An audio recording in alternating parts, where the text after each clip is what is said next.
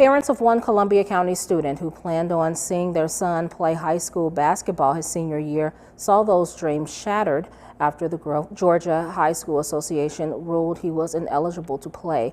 Both his school and family say the issue came down to scheduling during the coronavirus pandemic and nothing the student did. 6'7" frame. Great rebounder, block shots, average about 10-15 points a game. Jadis Gant, who goes by Jay, is a senior at Grovetown High School. And not only does he excel in the classroom with a B average, he is a standout on the Warriors basketball team. AUGB Ball's Chad Cook, a sports guru for more than 35 years in the CSRA, says he's seen Gant's moves. I first came across during his junior season last year. Very good player.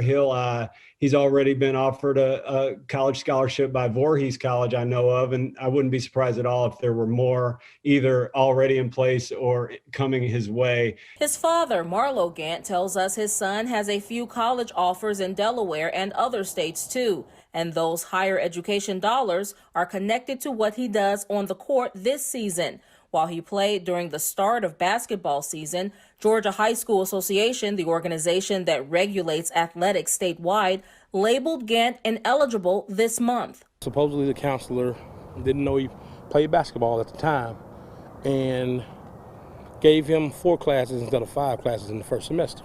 Grovetown High School administration admitted its mistake and submitted a hardship application to waive Gant's academic eligibility. It lays out his scholastic pathway, which started at Thompson High School. After completing his junior year at Grovetown, Gant earned 21.5 credits. Principal Craig Baker wrote a letter stating he's on track for graduation without a full schedule, something the district allows to alleviate overcrowding. And a letter from the counselor, too, agreeing Gant can indeed graduate in May with just 4 classes. She noted the challenge of navigating through the pandemic, trying to meet the needs of all students, learning from home and face-to-face, while admitting a scheduling error. Karen McCord writes the athletic eligibility was overlooked when Gant transitioned to learn from home. That explanation didn't regain Gant access back to the basketball court, and this past week GHSA denied the school's appeal. They're blocking my kid from succeeding at something that he loves to do. We spoke with Superintendent Dr. Sandra Caraway, who called the situation disheartening and says school officials are making every effort to act in the interest of the student.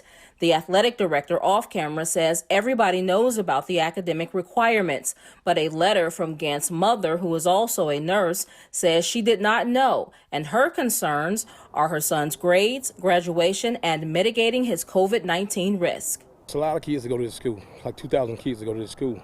He seen it was crowded, and the hallways is crowded, so he was like, hey, yo, Mom, Dad, I want to go to home learning. Cook, who has been shining a light on Gant's situation and other students impacted by GHSA's decisions, weighed in on the fairness of it all. If the GHSA had a name and a face, and that person could sit down with Jay Gant and Marlo Gant or just anybody in this situation, I think they would all agree that this would be the proper course to take, to call it a honest mistake that has no victims. After we spoke with Marlo Gant, he says he has retained a lawyer to help fight this case. A spokesperson for the GHSA says the school has until Tuesday to appeal. The athletic director says they already have done so, and Gant tells us that hearing is February 9th.